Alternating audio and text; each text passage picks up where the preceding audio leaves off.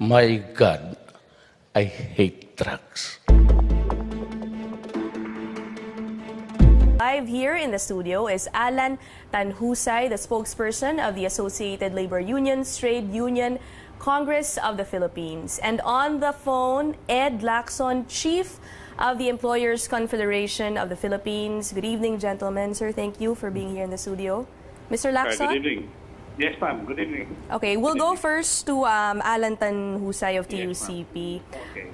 Your group, sir, is proposing 800 pesos na minimum wage. First, how did you arrive at this number? Paano kayo bakit 800? Well, kasi ang purchasing power ng current minimum wage, for example, sa NCR, ang kanyang purchasing power ay bumagsak na. It's because of the train law, the prices of crude oil, at saka yung mga profiteering na nangyayari sa ating market.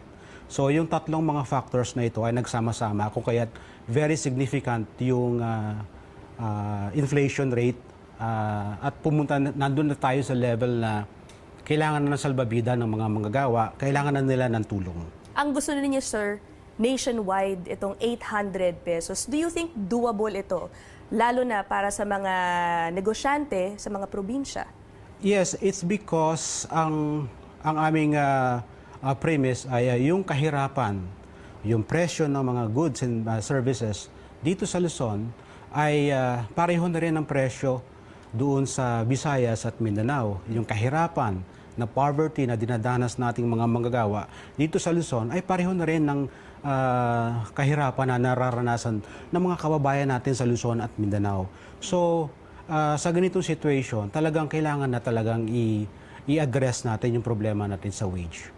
Mr. Lacson, thank you for joining us. Yeah. I'd like to get your thoughts on that. Of course, the Makabayan Bloc in Congress wants a 750 peso minimum wage, also nationwide, and TUCP 800 pesos. What do you think of it? Too much? Kaya ba? Sa hari po ng employers, naririnig ko ating kaibigan si Alan, yung 800 pesos po is very unreasonable. Because one, ang ating wage level by region, iba-iba ang wage level by region. Sa meron isang region or maraming region, nasa 270 pesos dapat ang kanilang minimum wage. Kung bibigyan mo na 800 yun, yung kanila si imagine paano epekto na sa kumpanya. Napakalaki no, that's more than 3 times. Second, dalawa lang naman ang factors ng pag-increase ng minimum wage. One is inflation, the other is capacity of employers to pay. Arithmetic lang pag-usapan natin. Sasabi ni Alan na 4.5% inflation rate, kasama na dun yung trade effect and everything.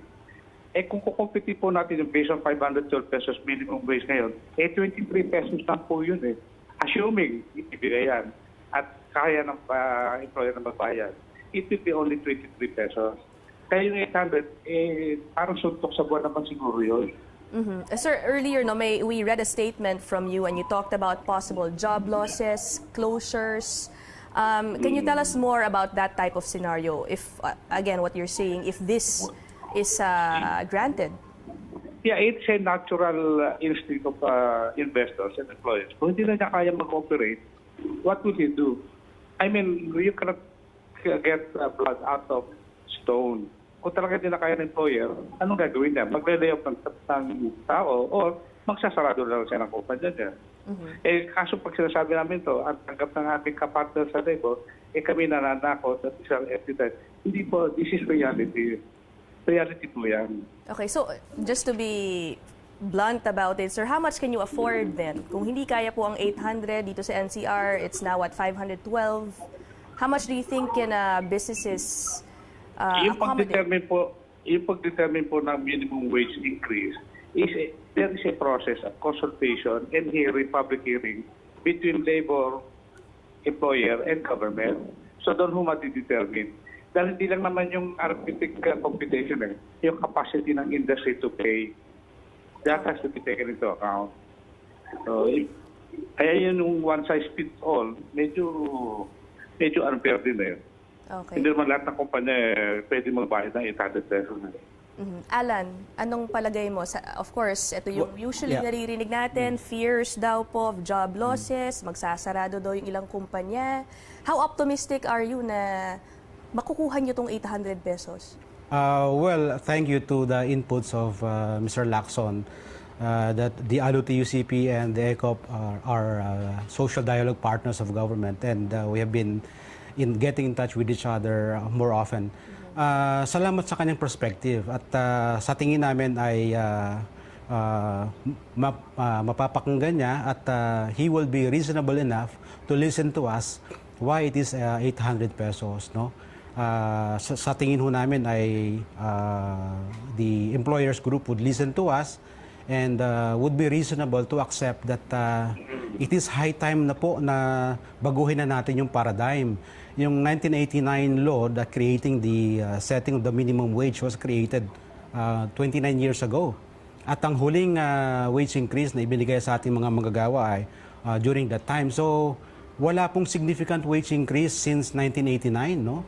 Ang binibigay sa atin sa mga annual wage increases ay mga barya at walang impact to uplift the lives of the workers. So, we are looking forward to a dialogue with the ECOP in the forthcoming convening of the wage boards. So, we thank him for his inputs. Nabanggit mo nga, Alan, that in the past, kumbaga ang tawag mo, barya lang yung nag-grant. So, which again goes back to my question, yung hinihingi ninyo parang more than 280 pesos yung i-increase, and yet if we look at yung mga previous hikes, mga around 20 pesos lang ang itataas naman talaga. I mean, how optimistic are you? Palagay nyo, gaano kayo lalapit doon sa 288? The amount is just to show to the government, it is just to show to the employers that if you want your workers to survive, if you want your workers and their families to live a decent life, this is the amount that they have to live on. If the employers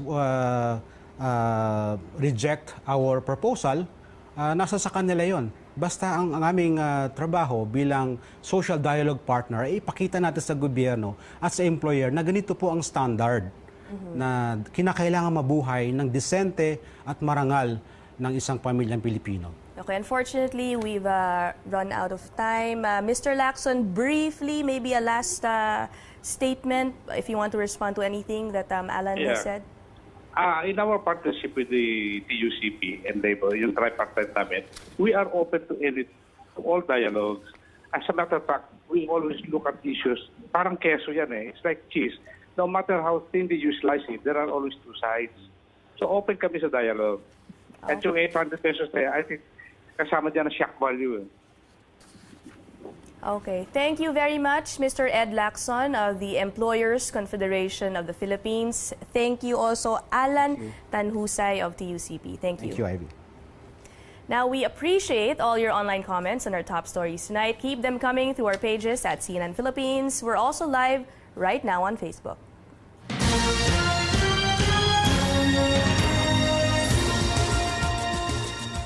We have this breaking news, no furlough for Senator Laila De Lima. The Muntinlupa Regional Trial Court Branch 205 rejected the detained lawmaker's request to attend her son's school graduation.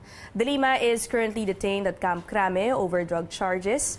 More details on CNN Philippines. Stay tuned.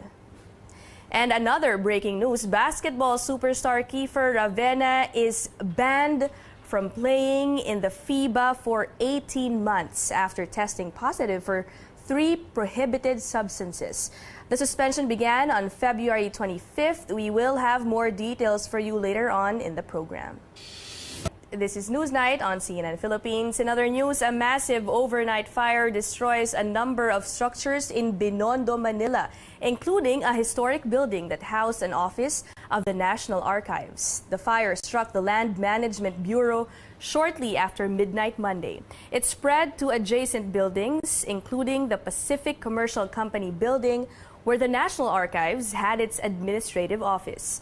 The building was built in the 1920s and was tagged as a historic structure. It is among the oldest buildings along the Pasig River. Actually, we are focusing all our efforts. Kung kita nyo, meron tayong 4 na linemen diyan sa loob na Habang dito sa labas, kita nyo, 1, 2, 4 din po yung mga tumitira sa labas. At may 4 din po tayong linemen, no, na tuloy-tuloy po nag-ooperate. Bali, 8 po yan na nag-ooperate. Yung mga dumating na empleyado, ano pa nung mga mahalagang dokumento nila, yung mga paperworks. Pero yung mga historical records? Ay, wala. Kung meron man dyan, nadala na lahat. Wala nang naiwan na. At one point, firefighters battled the fire with water pumped out of the Pasig River. Close to 40 fire trucks were at the scene. 3 firemen, including 2 volunteers, were injured.